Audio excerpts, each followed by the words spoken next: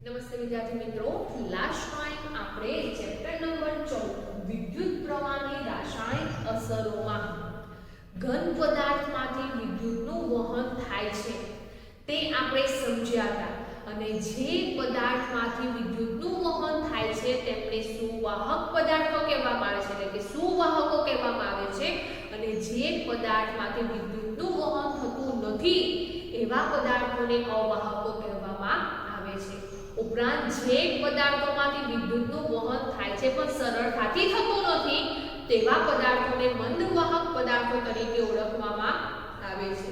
તો સુવાહકો અને અવાહક પદાર્થોને જુદા કેવી રીતે કરી શકાય છે? તો તેની ચકાસણી કરવા માટે ટેસ્ટરનો ઉપયોગ કરવામાં આવે છે. તો ટેસ્ટર કેવી રીતે બનાવવામાં આવે છે એ આપણે લાસ્ટ ટાઈમ સમજી ગયા છે અને એ ટેસ્ટરના ઉપયોગથી સુવાહકો અને અવાહકોને આપણે વર્ગીકૃત કરી શકીએ છીએ.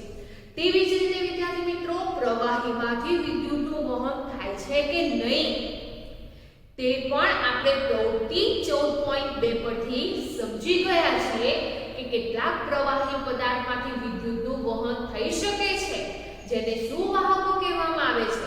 કેટલાક પદાર્થોમાંથી વિદ્યુતનું વહન થઈ શકતું નથી જેને અવાહકો કહેવામાં આવે છે અને કેટલાક પદાર્થોમાંથી વિદ્યુતનું વહન સરળતાથી થતું નથી, થાય છે પણ સરળતાથી થતું નથી, જેમને મંદવાહકો કહેવામાં આવે છે. તો વિદ્યાર્થી મિત્રો, જ્યારે આપણે પ્રવાહી પદાર્થોમાં વિદ્યુતનું વહન થાય છે કે નહીં એની ચકાસણી કરવા માટે પણ ટેસ્ટરનો ઉપયોગ કર્યો હતો, પરંતુ એ જે ટેસ્ટર છે એ ટેસ્ટરમાં પેન્સિલ સેલની જગ્યાએ બેટરીનો ઉપયોગ કર્યો હતો. એટલે કે બેટરી એટલે કે 3-4 સેલ ભેગા કરીને જે બેટરી બને છે એનો ઉપયોગ કરવામાં આવે છે. તો શા માટે પ્રવાહી પદાર્થમાં વિદ્યુતનું વહન થાય છે કે નહીં એ ચકાસવા માટે બેટરીનો ઉપયોગ કરવામાં આવે છે? તો વિદ્યાર્થી મિત્રો, આપણને ખબર છે કે પેન્સિલ સેલમાંથી નિર્બળ વિદ્યુત પ્રવાહ ઉત્પન્ન થતો જોવા મળે છે, જેને કારણે કેટલીકવાર પ્રવાહીમાંથી વિદ્યુતનું વહન થવા છતાં પણ બલ્બ પ્રકાશિત થતો નથી, એટલે કે નિર્બળ પ્રવાહ ઉત્પન્ન થાય છે, જેને કારણે બેટરીનો ઉપયોગ કરવામાં આવે છે.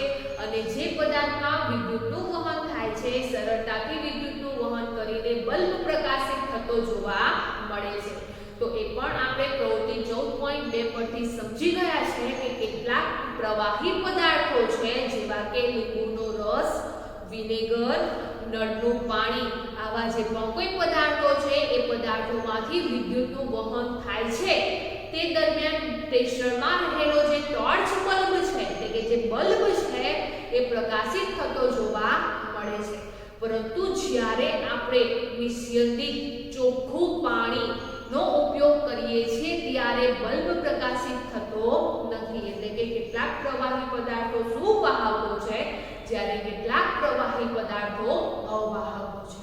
ત્યારબાદ વિદ્યાર્થી મિત્રો, આ જે પણ કોઈ સુવાહક પ્રવાહી પદાર્થો છે જેમાંથી વિદ્યુતનું વહન થઈને ટેસ્ટરમાં રહેલો જે ટોર્ચ બલ્બ છે એ ટોર્ચ બલ્બ પ્રકાશિત થતો જોવા મળે છે.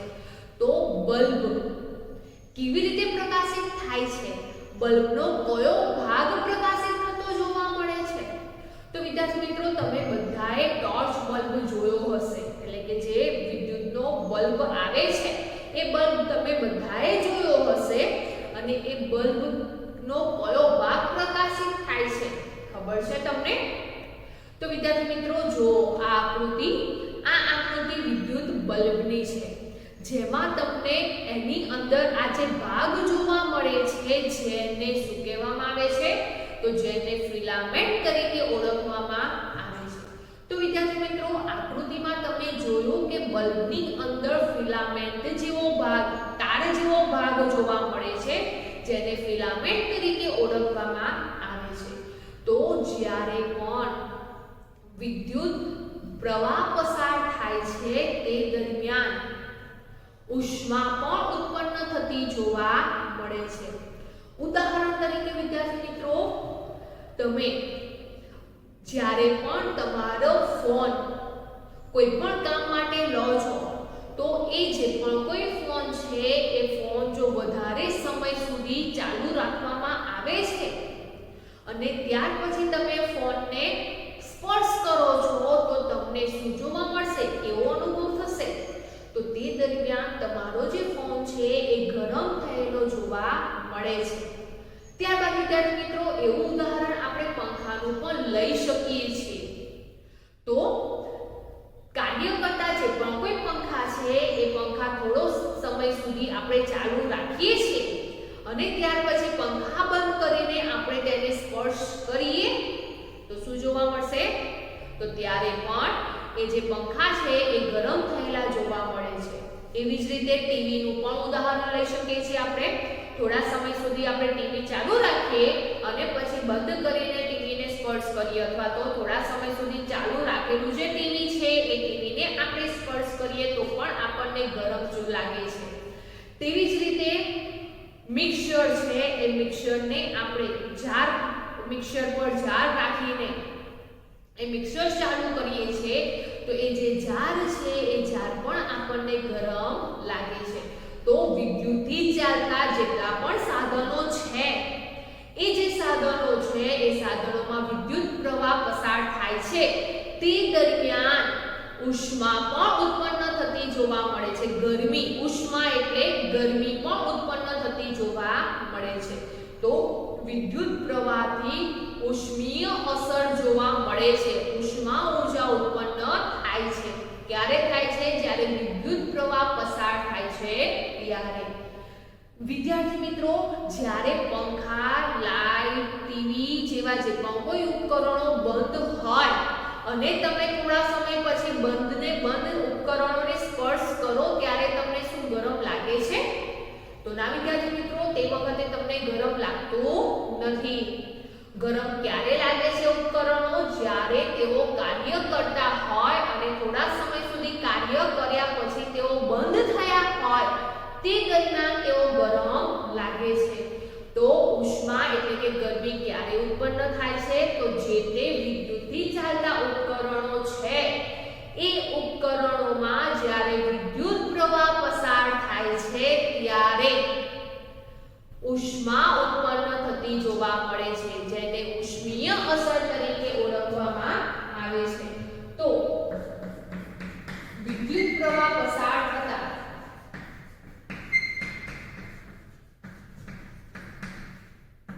શું જોવા મળે છે?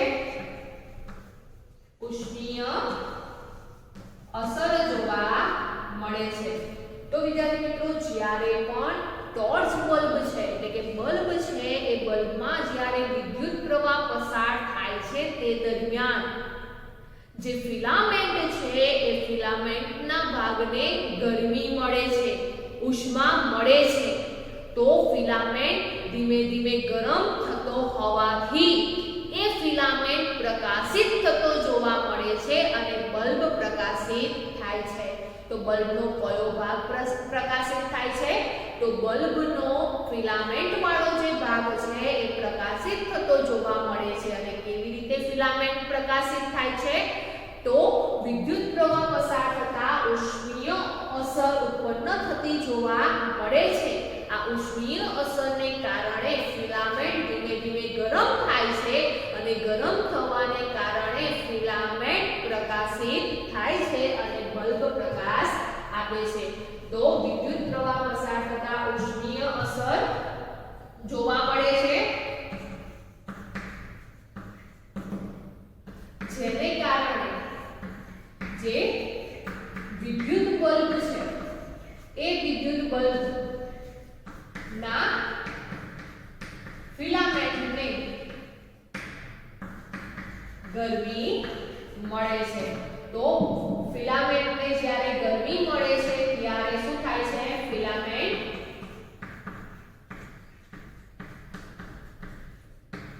ગરમ થઈ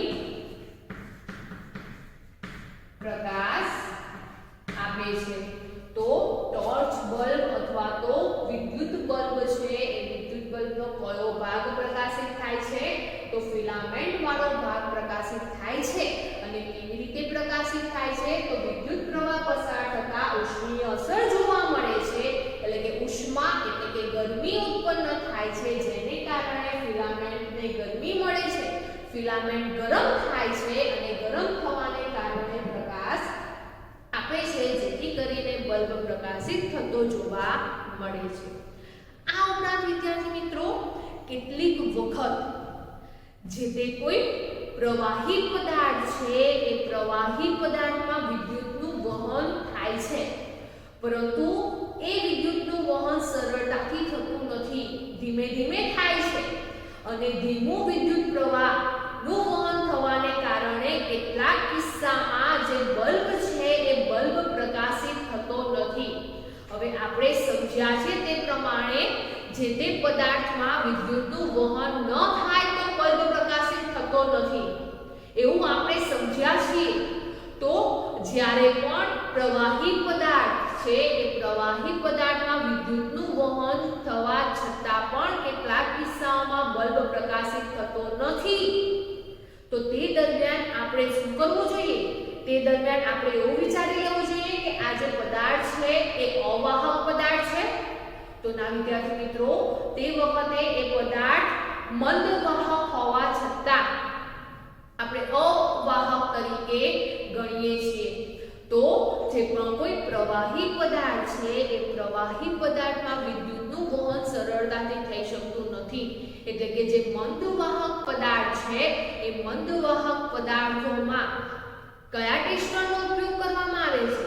તો મંદ વાહક જે પણ કોઈ પદાર્થો છે એટલે કે જે વિદ્યુત પ્રવાહનું વહન છે એ નિર્બળ રીતે થતું હોય, ધીમે ધીમે થતું હોય, ત્યારે બીજા ટેસ્ટરનો ઉપયોગ કરવામાં આવે છે. તો બીજા ટેસ્ટરમાં કયા સાધનનો ઉપયોગ કરવામાં આવે છે? તો વિદ્યાર્થી મિત્રો, અહીંયા આપણે જે ટેસ્ટર છે એ ટેસ્ટરમાં ટોર્ચ બલ્બનો ઉપયોગ કર્યો હતો, એટલે કે જે વિદ્યુત બલ્બ છે એ વિદ્યુત બલ્બનો ઉપયોગ કર્યો હતો, જેને કારણે એ વિદ્યુત બલ્બ પ્રકાશિત થાય તો એ શું વાહક છે? પ્રકાશિત થતો નથી, તો અવાહક છે તે આપણે નક્કી કરી શકતા હતા. પણ કેટલાક કિસ્સાઓમાં જે તે પદાર્થમાં વિદ્યુતનું વહન થવા છતાં પણ એ બલ્બને પ્રકાશિત કરી શકતો ન હતો. શાને કારણે? તો વિદ્યુત પ્રવાહ પસાર થાય છે પણ ધીમે ધીમે થાય છે, એ વિદ્યુત પ્રવાહ નિર્બળ જોવા મળે છે, જેને કારણે બલ્બ પ્રકાશિત થતો નથી. તો એવા કિસ્સાઓમાં જે ટેસ્ટર છે એ ટેસ્ટરનો ઉપયોગ થાય છે, પણ એ ટેસ્ટરમાં જે ટોર્ચ બલ્બ છે, વિદ્યુત બલ્બ છે, એની જગ્યાએ LED નો ઉપયોગ કરવામાં આવે છે. તો LED તમે નામ સાંભળેલું હશે. તો જ્યારે પણ નિર્બળ વિદ્યુત પ્રવાહ પસાર થાય છે તે દરમિયાન જે પણ ટેસ્ટરનો ઉપયોગ થાય છે અને જે પ્રવાહી પદાર્થ છે એ વિદ્યુતનું વહન કરે છે કે નહીં તેની જાણકારી મેળવવા માટે જે ટેસ્ટરમાં LED નો ઉપયોગ થાય છે, જેને શું કહેવામાં આવે છે? LED ટેસ્ટર તરીકે ઓળખવામાં આવે છે. જેમાં બલ્બનો ઉપયોગ થાય છે એવા ટેસ્ટરને આપણે બલ્બ ટેસ્ટર તરીકે ઓળખીએ છીએ. જ્યારે બલ્બની જગ્યાએ LED નો ઉપયોગ કરીએ છીએ એવા ટેસ્ટરને LED ટેસ્ટર તરીકે ઓળખવામાં આવે છે. તો જો વિદ્યાર્થી મિત્રો, આ આકૃતિમાં LED જોવા મળે છે. હવે આ જે LED છે એ LED ના જે બે તાર છે એ બંને તારને લીડ્સ તરીકે ઓળખવામાં આવે છે. તો અહીંયા તમે ધ્યાનથી જુઓ, આ જે પણ કોઈ તાર છે એટલે કે લીડ્સ છે એ લીડ્સ બંને લીડ્સમાં તમને કોઈ તફાવત જોવા મળે છે? તો હા વિદ્યાર્થી મિત્રો, બંને જે લીડ્સ છે એમાં તફાવત જોવા મળે છે. શું જોવા મળે છે? તો આ બંને જે તાર છે એ તારની જે લંબાઈ છે એ લંબાઈની સરખામણી કરીએ તો લંબાઈમાં તફાવત જોવા મળે છે. તો એક તાર લાંબો જોવા મળે છે, જ્યારે બીજો તાર કેવો જોવા મળે છે? તો બીજો તાર છે એ નાનો જોવા મળે છે. તો વિદ્યાર્થી મિત્રો, અહીંયા તમે જોયું કે જે પણ કોઈ LED છે એ LED માં જે પણ તારનો ઉપયોગ કરવામાં આવેલા છે, જે બે તાર જોવા મળે છે એને શું કહેવામાં આવે છે? જેને લીડ્સ તરીકે ઓળખવામાં આવે છે. અને જે લીડ્સ છે, લીડ્સની લંબાઈ કેવી જોવા મળે છે? તો બંનેની જુદી જુદી જોવા મળે છે.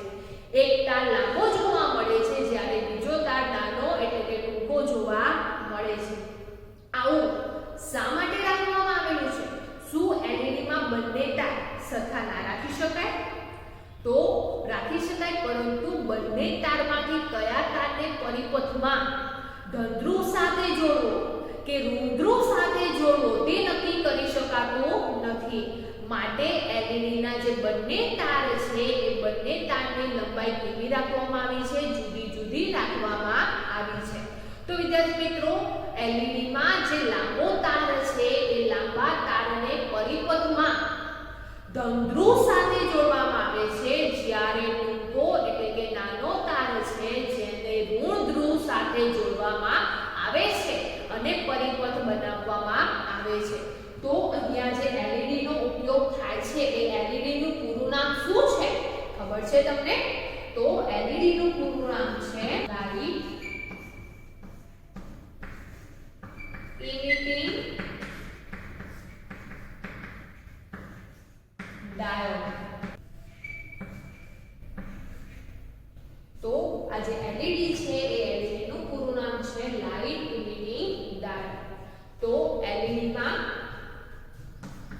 નીચે બે તાર રાખવામાં આવેલા છે, એ બંને તારને શું કહેવામાં આવે છે? તો જેને લીડ્સ તરીકે ઓળખવામાં આવે છે. અને જે બે તાર છે એની લંબાઈ કેવી જોવા મળે છે? તો લંબાઈ જુદી જુદી જોવા મળે છે. જેમાં જે લાંબો તાર છે એ લાંબા તારને ધ્રુવ સાથે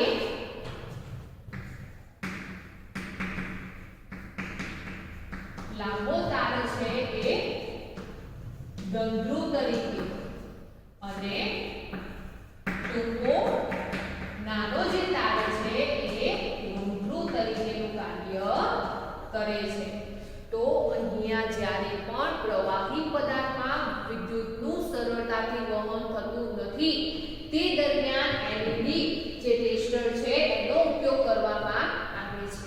તો વિદ્યાર્થી મિત્રો, જ્યારે પણ આપણે LED ટેસ્ટરનો ઉપયોગ કરીએ છીએ ત્યારે જે મંદવાહક પ્રવાહી પદાર્થો છે એ પ્રવાહી પદાર્થોમાંથી વિદ્યુતનું વહન ધીમે ધીમે થાય છે અને ધીમે નિર્બળ વિદ્યુત પ્રવાહ પસાર થવાને કારણે જે LED છે એ LED પ્રકાશિત થતી જોવા મળે છે. પરંતુ તેની જગ્યાએ આપણે ટોર્ચ બલ્બ ટેસ્ટરનો ઉપયોગ કરીએ છીએ તે દરમિયાન બલ્બ પ્રકાશિત થતો નથી. એનો મતલબ શું થયો? બલ્બ પ્રકાશિત નથી થતો પરંતુ LED પ્રકાશિત થાય છે. તો એનો મતલબ એ થાય છે કે એ જે પરિપથ છે એ જે ટેસ્ટર છે એમાં જે વિદ્યુત પ્રવાહ છે એ વિદ્યુત પ્રવાહ ધીમે ધીમે પસાર થાય છે, નિર્બળ વિદ્યુત પ્રવાહ પસાર થાય છે. તો અહીંયા આપણે ટોર્ચ બલ્બ ટેસ્ટર અને LED ટેસ્ટર વિશે સમજ્યા. આ ઉપરાંત વિદ્યાર્થી મિત્રો, જ્યારે પણ વિદ્યુત પ્રવાહ પસાર થાય છે ત્યારે ઉષ્ણીય અસર તો જોવા મળે છે, તેની સાથે બીજી કોઈ અસર જોવા મળે છે? તો હા વિદ્યાર્થી મિત્રો, જ્યારે વિદ્યુત પ્રવાહ પસાર થાય છે ત્યારે ઉષ્મા ઉર્જા ઉત્પન્ન થાય છે. ઉપરાંત વિદ્યુત પ્રવાહ પસાર થવાથી ચુંબકીય અસર પણ ઉત્પન્ન થતી જોવા મળે છે. તો વિદ્યુત પ્રવાહ થી ચુંબકીય અસર પણ જોવા મળે છે. તો આ વિદ્યાર્થી મિત્રો, જ્યારે પણ વિદ્યુત પ્રવાહ પસાર થાય છે ત્યારે ચુંબકીય અસર ઉત્પન્ન થાય છે તે સમજવા માટે બીજા કોઈ ટેસ્ટરનો ઉપયોગ કરવામાં આવે છે? બીજું કોઈ ટેસ્ટર બનાવી શકાય? તો હા વિદ્યાર્થી મિત્રો, જ્યારે વિદ્યુત પ્રવાહ પસાર થવાથી ચુંબકીય અસર ઉત્પન્ન થાય છે, ચુંબકીય અસર જોવા મળે છે, તેની ચકાસણી કરવા માટે નવો ટેસ્ટર બનાવી શકાય, નવા ટેસ્ટરનો ઉપયોગ કરવામાં આવે છે. અને એ ટેસ્ટરમાં વિદ્યુત બલ્બ એટલે કે ટોર્ચ બલ્બ અથવા તો LED ની જગ્યાએ કોનો ઉપયોગ કરવામાં આવે છે? તો તેની જગ્યાએ ચુંબકીય સોયનો ઉપયોગ કરવામાં આવે છે. તો ચુંબકીય સોયનો ઉપયોગ કરતો જે પણ કોઈ ટેસ્ટર છે એ ટેસ્ટરને શું કહેવામાં આવે છે? તો એવા ટેસ્ટરને ઇલેક્ટ્રોમેગ્નેટિક ટેસ્ટર તરીકે ઓળખવામાં આવે છે. તો ઇલેક્ટ્રોમેગ્નેટિક ટેસ્ટરનો ઉપયોગ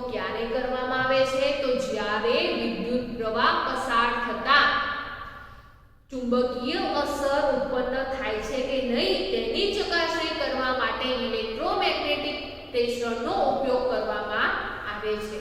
તો આજે ઇલેક્ટ્રોમેગ્નેટિક જે ટેસ્ટર છે એનો ઉપયોગ કેવી રીતે કરવામાં આવે છે? તો વિદ્યાર્થી મિત્રો, જેવી રીતે આપણે 14.2 પ્રવૃત્તિમાં સમજી ગયા છે તેવી જ રીતે પ્રવૃત્તિ આપણે અહીંયા ઇલેક્ટ્રોમેગ્નેટિક ટેસ્ટરમાં કરવામાં આવે છે.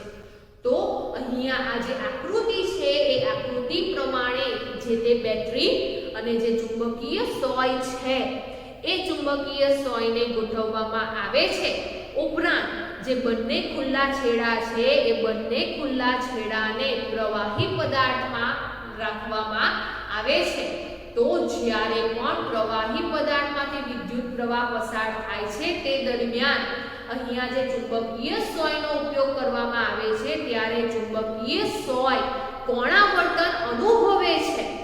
તો જ્યારે પણ જે પ્રવાહીમાંથી વિદ્યુતનું વહન થાય છે તે દરમિયાન ચુંબકીય સોય કોણાવર્તન અનુભવે છે અને જ્યારે વિદ્યુત પ્રવાહ પસાર થતા નથી એવા પદાર્થોમાંથી જ્યારે વિદ્યુત પ્રવાહ પસાર થતો નથી તે દરમિયાન ચુંબકીય સોય કોણાવર્તન અનુભવતી નથી.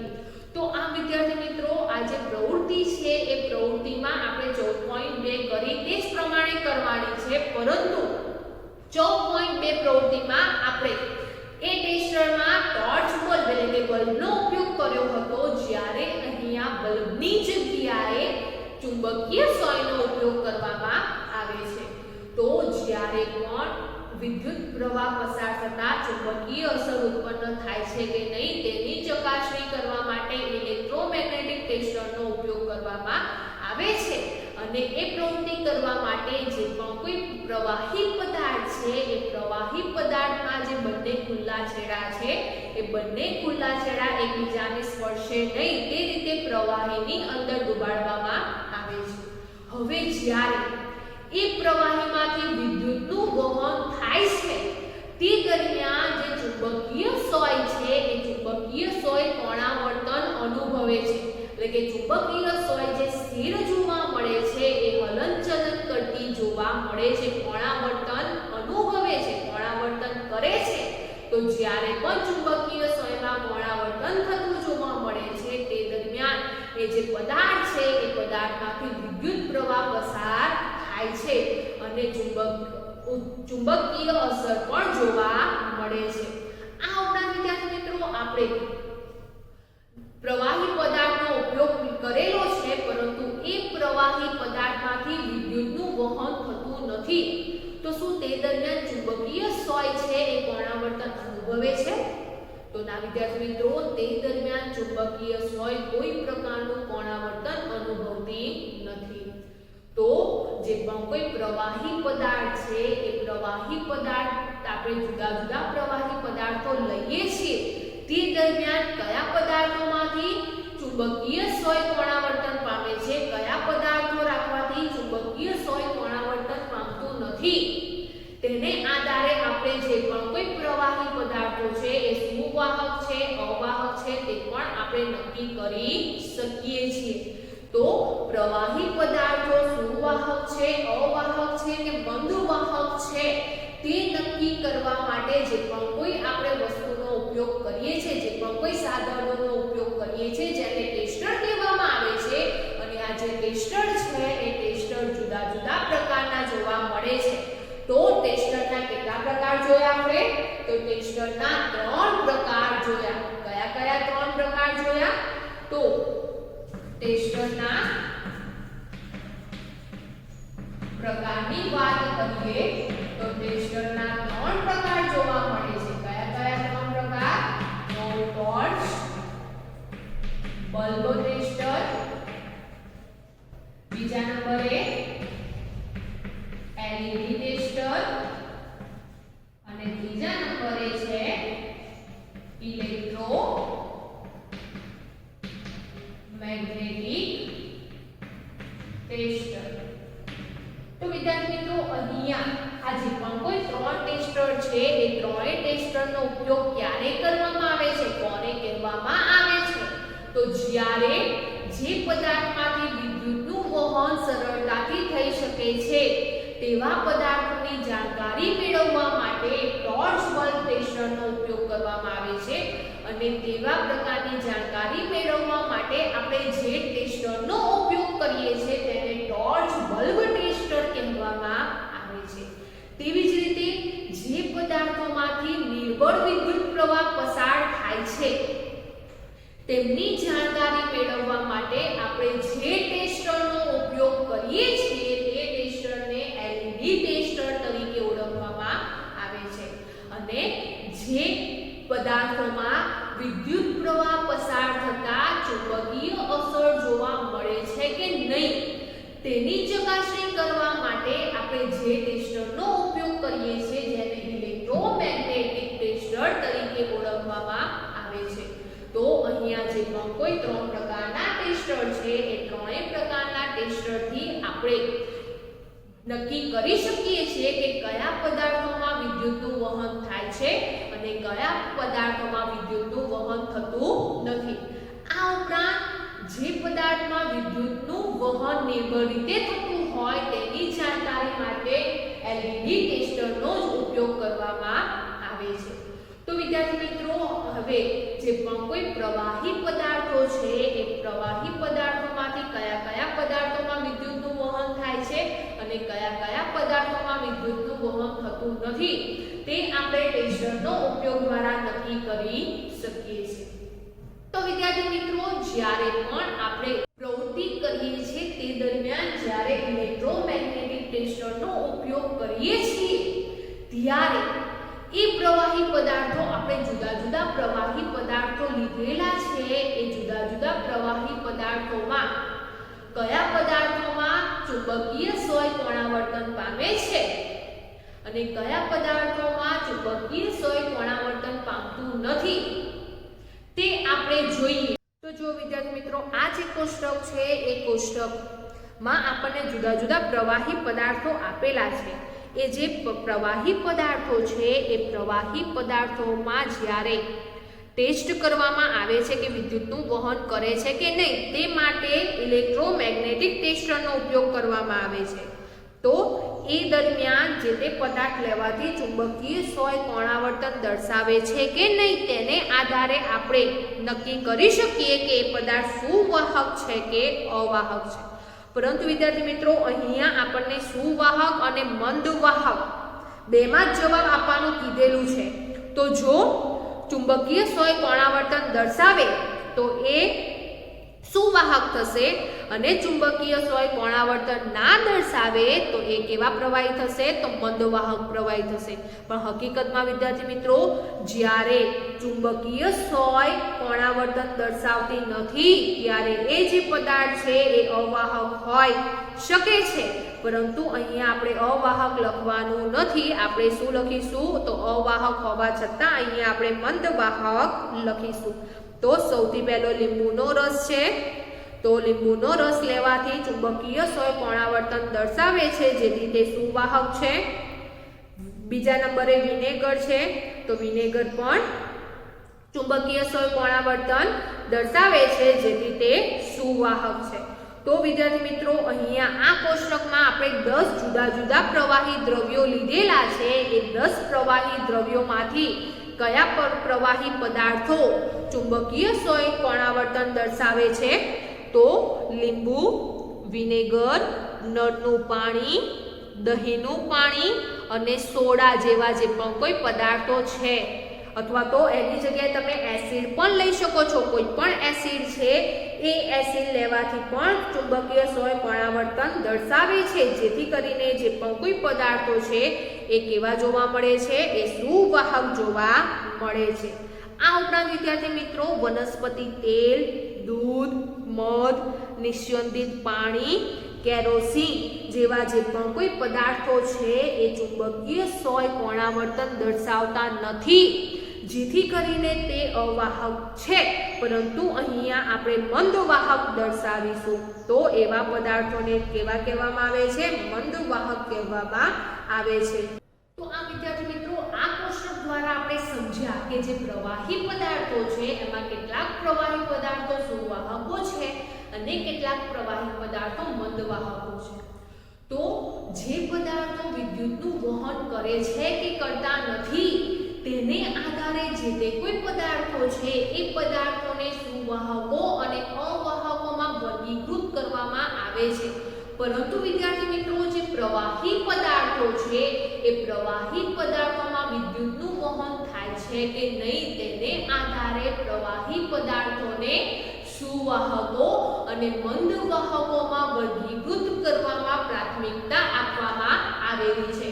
તો ઘન પદાર્થોમાં સુવાહકો અને અવાહકો પદાર્થો જોવા મળે છે, જ્યારે પ્રવાહીમાં સુવાહકો અને મંદ વાહકો જોવા મળે છે. તો સુવાહક પદાર્થો કોને કહેવામાં આવે છે? તો જે પ્રવાહી પદાર્થમાંથી વિદ્યુતનું વહન થઈ શકે છે તેવા પદાર્થોને આપણે શું કહીશું? તો સુવાહકો કહીશું.